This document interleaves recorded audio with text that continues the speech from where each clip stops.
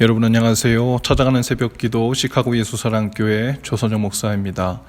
오늘도 변함없는 주님의 은혜와 평강이 저와 여러분의 삶에 종일 풍성하기를 기도합니다. 오늘 말씀은 시편 78편 31절에서 39절까지 말씀입니다. 제가 읽어드리지요.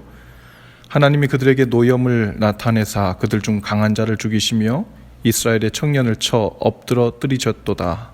이러함에도 그들은 여전히 범죄하여 그의 기이한 일들을 믿지 아니하였으므로 하나님이 그들의 날들을 헛되이 보내게 하시며 그들의 횟수를 두려움으로 보내게 하셨도다.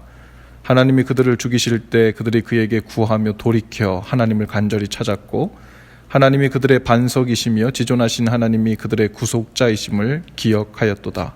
그러나 그들의 입으로 그에게 아첨하며 자기 혀로 그에게 거짓을 말하였으니 이는 하나님께 향하는 그들의 마음이 정함이 없으며 그의 언약에 성실하지 아니하였음이로다.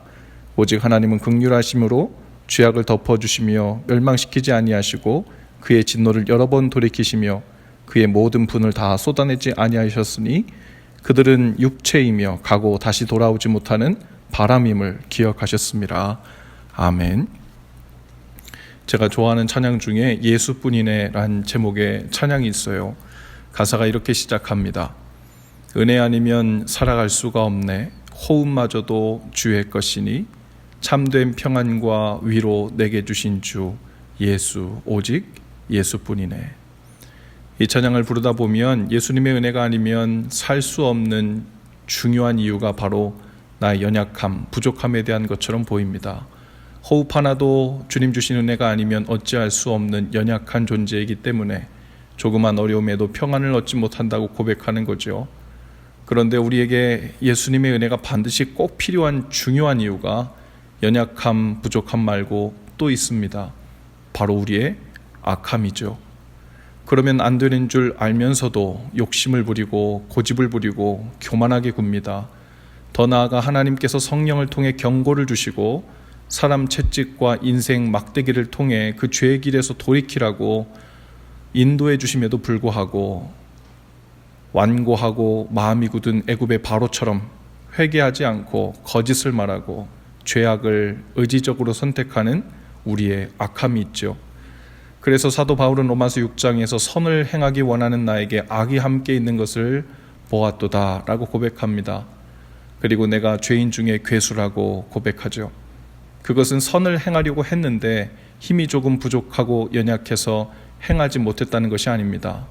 알면서도 악을 선택하고 의지를 가지고 죄를 가까이 하는 자신의 모습이 정말 구제불능이고 소망이 전혀 없는 상태라는 것을 처절하게 깨달았다는 의미죠. 오늘 본문 말씀에서도 이스라엘 백성들이 얼마나 완고하고 고집스럽게 하나님의 경고와 인도하심을 못 본 채하고 못 들은 채하며 악하게 굴었는지에 대해 말씀하고 있죠. 얼마나 끝까지 굳은 마음을 돌이키지 않았으면 하나님께서 몇몇 가장 강한 자들을 죽이시고 젊은 자들을 쳐 엎드리시며 본보기가 되게 하시기까지 그 마음을 돌이키지 않은 것이니 그 악함이 얼마나 깊었는지를 알 수 있죠. 메시지 성경에서는 30절 이하의 말씀을 이렇게 번역했습니다. 그들의 욕심은 끝이 없었고 그들은 점점 더 많은 것을 입에 우겨 넣었다. 하나님께서 더 이상 참지 못하고 진노를 터뜨리셨다. 그들 가운데 가장 총명하고 뛰어난 자들을 베시고 이스라엘에서 가장 멋진 젊은이들을 쓰러뜨리셨다. 그러나 놀랍게도 그들은 여전히 죄를 지었다. 그 모든 기적을 경험하고도 여전히 믿지 않았다. 그들의 삶은 아무 가치 없이 쓰러졌다. 그들이 살았던 흔적은 온데간데 없고 유령 도시만 남았다. 그러나 놀랍게도 그들은 여전히 죄를 지었다. 이 모든 일들을 다 보고 겪었음에도 불구하고 여전히 믿지 않았고 여전히 하나님의 경고와 만지시는 손길임을 인정하지 않았다는 거죠. 오늘 우리의 모습 중 이 완고하고 악한 이스라엘과 같은 모습이 있지 않을까요?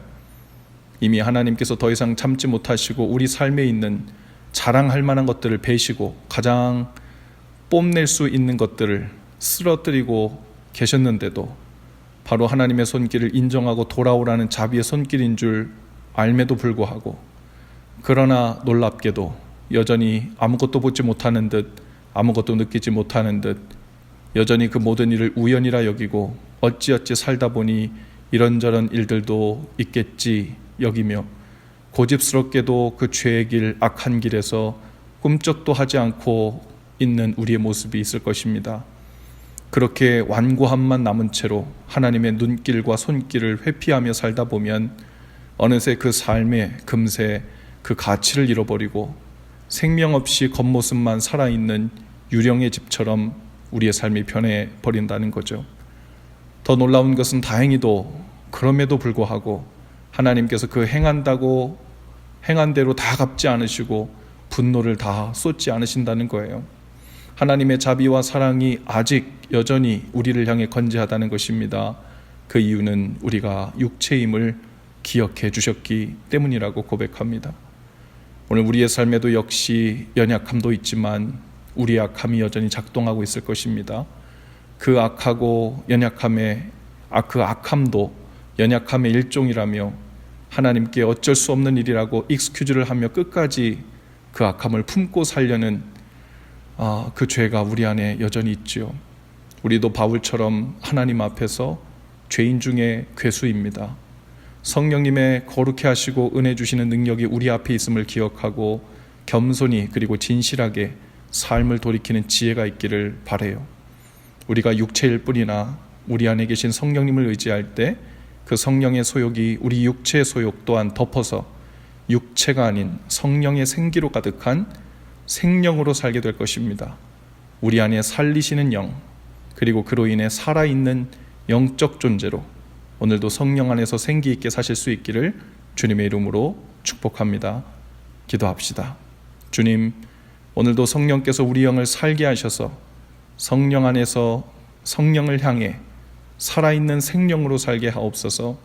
소망 없는 악한 우리 영을 깨워 생명을 향해 사는 소망과 즐거움으로 가득하게 하옵소서. 예수님 이름으로 기도합니다. 아멘. 여러분, 오늘도 예수 사랑으로 화이팅입니다. 내일 아침에 다시 찾아뵙지요.